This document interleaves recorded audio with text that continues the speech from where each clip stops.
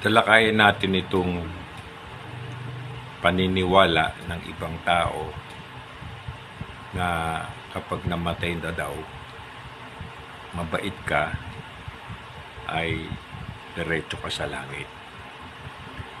At kung ikaw ay makasalanan, masamang tao ka, namatay ka, diretso ka sa impyerno. Ito ang tatalakayin ko. Magbibigay ako ng sarili kong komentaryo at sarili kong opinyon kung yung aking pananaw ay tama ba o mali. So, yan ang ating paniniwalang ginistan. Ang tanong ko ngayon, kung yan ay totoo,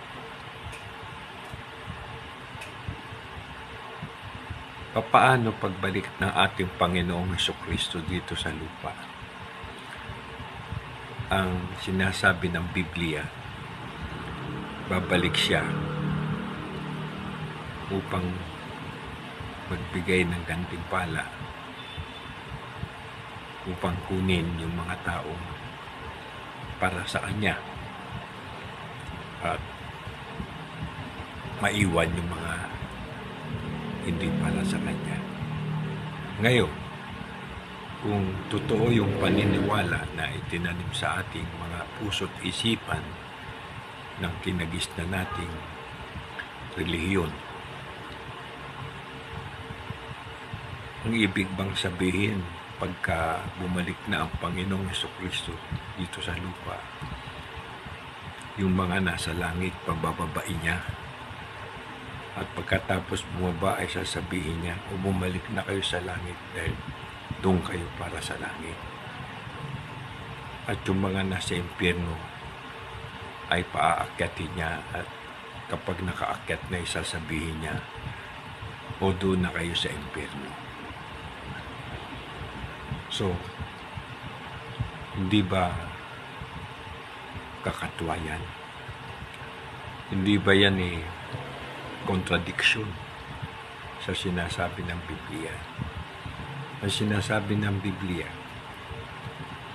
yung mga namatay kay Kristo ay unang bubuhayin kapag siya ay bumalik na dito sa lupa.